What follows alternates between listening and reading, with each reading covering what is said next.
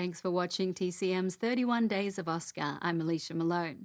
We're in the middle of a lineup of Academy Award winning or nominated war films, and next up is a film directed by David Lean that won 7 Oscars. From 1957, it's The Bridge on the River Kwai.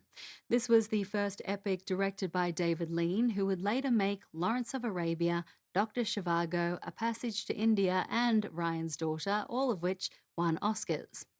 This idea was based on a novel by Pierre Boulle, who drew on his own harrowing experiences in a prison camp during the war for inspiration. The adapted script was written by Carl Foreman and Michael Wilson, who were blacklisted at the time and did not receive film credits. When the screenplay won an Oscar, they didn't receive the Physical Academy Award until 1984 after their deaths. Pierre Boulle was credited as the sole writer and winner, even though he reportedly didn't work on the screenplay and couldn't write in English. As Foreman later said, Boulle wisely chose not to attend the Oscars, with Kim Novak accepting on his behalf. Set during World War II in a Japanese prison camp in Southeast Asia, William Holden stars as an American prisoner under the rule of the cruel Colonel Saito, played by Sessue Hayakawa.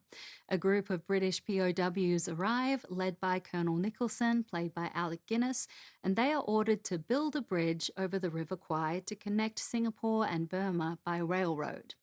From 1957, this is The Bridge on the River Kwai.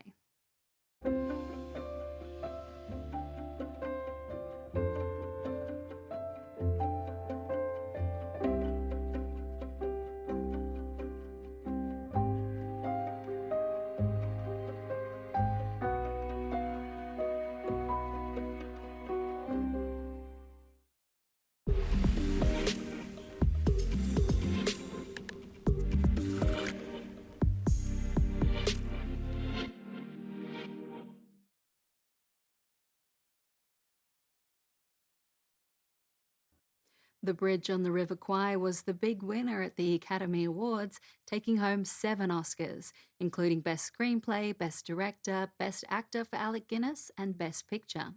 This was to be Alec Guinness's only competitive Oscar win of his career out of 5 nominations, and Guinness wasn't able to be at the ceremony because he was back in England filming The Horse's Mouth. Gene Simmons accepted the Oscar on his behalf, and in 1980, Guinness was awarded an honorary Oscar for advancing the art of screen acting through a host of memorable and distinguished performances. When The Bridge on the River Kwai was released, critics debated its message, questioning whether it was anti-war or pro-war.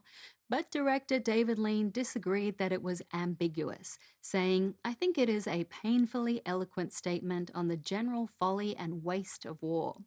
Since then, The Bridge on the River Kwai has gained in respect and now ranks at number 36 on AFI's list of the 100 greatest American films of all time. Keep watching TCM because next is a war film from 1970 starring George C. Scott as General Patton, and it's another 7-time Oscar winner. Next on TCM, Patton, then The Deer Hunter, and later, Das Boot. Oscars at Periscope Depth tonight.